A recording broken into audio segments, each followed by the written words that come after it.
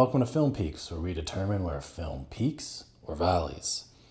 I just saw this movie and it's still in theaters, so I'm going to keep this spoiler free. I'll put in a riff section at the end where I show my score and I'll give some thoughts about it. Today we are experiencing the chilling sounds of Undertone. The host of a popular paranormal podcast investigates some mysterious sounds that were sent her way. Written and directed as his debut by Tuason. He's got some other shorts and videos under his belt, but this is his first credit since 2018. And it's rumored that he's going to be directing the next Paranormal Activity movie coming in 2027. The film is produced by A24, so you know to expect something.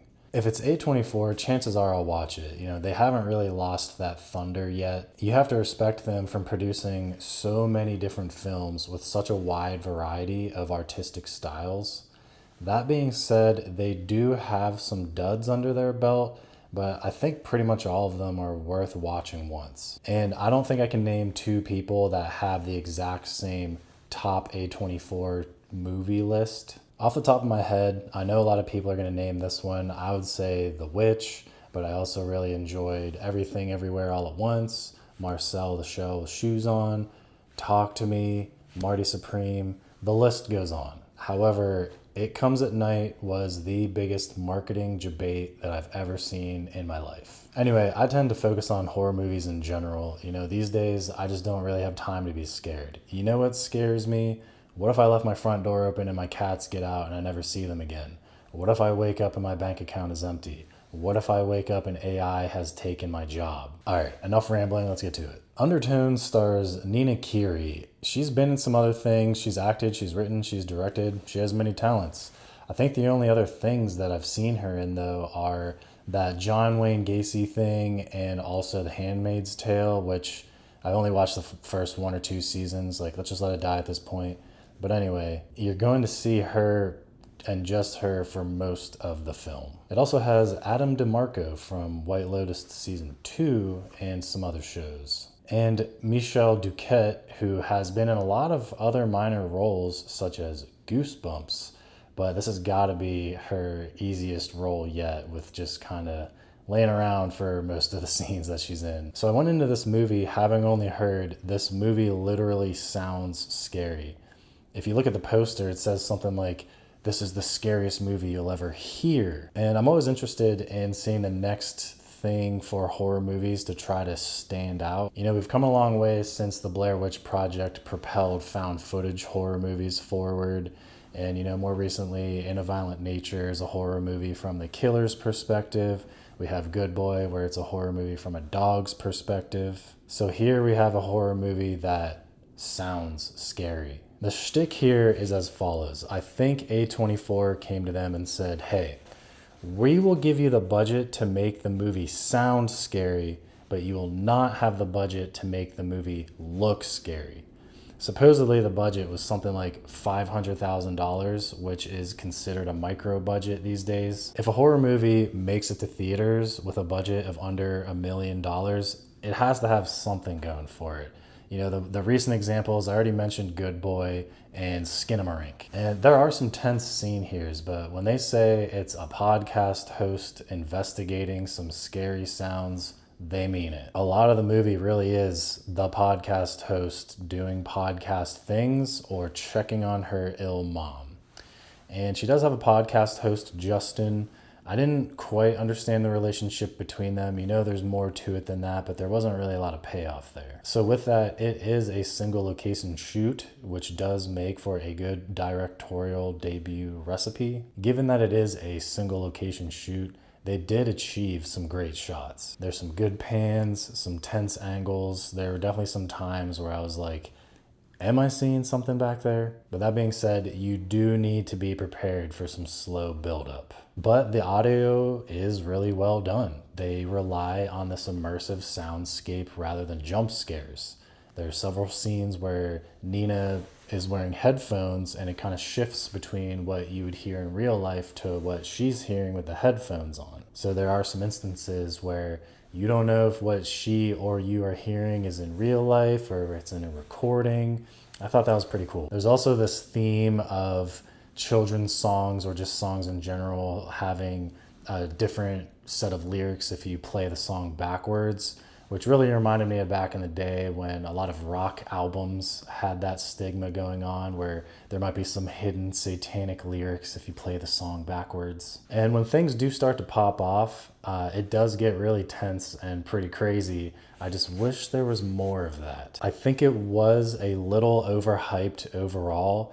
It's kind of a shame that every time you get a at least good horror movie, they have to market it in such a way where it's the scariest thing that you'll ever see, which kind of reminded me of Long Legs. Like, that was a good movie, but whenever it came out, all the marketing was like, this is the scariest movie of the year. We recorded the actors' heartbeats in certain scenes that you can see.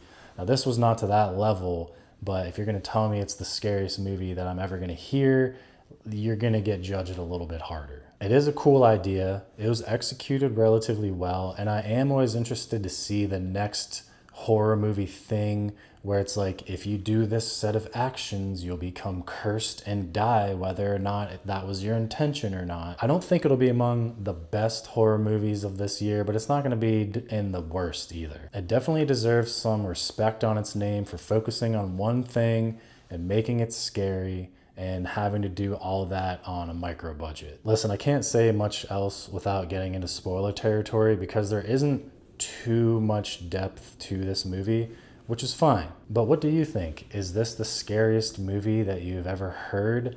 Let us know what you think on the Film Peaks app. It's free, it's on iOS, it's on Android. If this is your jumping off point, thank you for making it this far. We're about to hit the riff section where I'm going to show my score. So again, thank you, and let's move on. All right, we've made it to the riff section. This is your last chance if you want to jump off before any sort of spoilers. Go. So this is what I thought of the movie. I thought, it's watchable. It's pretty good. It's not the best horror movie, but I don't think that's really easy to achieve with a budget of $500,000. And, this is the case here where most of the movie is pretty much the same. I mean, it's her doing the podcast, and then it's her checking on her ill mom, and it just kind of flip-flops between that for most of the movie until the end sequence where things really ramp up. So there's clearly some history between her and her podcast partner, Justin. He offers to come visit her and all that stuff, but we don't really get to delve into that at all. So there wasn't really a lot of payoff there. I think that was more of just a reason for him to not be there with her. And Darren, her boyfriend's only purpose in the movie was to make him look bad and kind of justify more reasons for it to be okay to get an abortion. We really only hear from him that one time, and then he doesn't really check in on her that we see for the rest of the movie. And, the overall pacing I thought was pretty good. I mean, they do break up the 10 recordings that we have to listen to pretty well. I liked that some were really short, some were longer, so you never really knew what you were going to get, and you never knew how many you were going to get at a time. I think it really was just the budget holding them back. They really had to save that punch for the end. But all that being said, if there was some crazy shit going on in my house, I would not be walking around with noise canceling headphones on. I'd be out of there. But I know that's, it's for entertainment's sake. I'll forgive it. And that end sequence I thought was really cool. I do have some questions about it. Was her mom dead the whole time? Was it the demon messing with her? It could have been left a little ambiguous on purpose. We get those cuts, like 2 really quick cuts to the people with the bags over their head. So were we seeing the people in the recording getting killed, or was that her mom / the demon killing her? I don't think that really needs to be answered, but I do wonder. Like, Nina probably does get killed in a similar manner to the people that were in the recording. And then also with Justin, since this is a baby snatching demon that we're talking about here, is he in any danger at all? I know it mentions that once you listen to the 10th recording, that lets the demon in, but if you don't have a baby, or if you're not having a baby with that person, are you safe? I don't really know all the rules around it, but he seemed scared, and it seemed like stuff was going on with him, but we never really find out what happens to him, so I don't know. Also, if you skip the first 9 recordings and only listen to the 10th, do you still get possessed or whatever happened? Does that still let the demon in? I don't know. Anyways, those are my thoughts. I think I'm gonna end it here. Again, you can find the Film Peaks app to leave your own review on the iOS and Android store. It is free. I just released a new update actually where you can leave performance reviews for individual actors. So check that out. I'll make a separate video for that. Anyways, thank you so much for watching, and I'll see you at the top.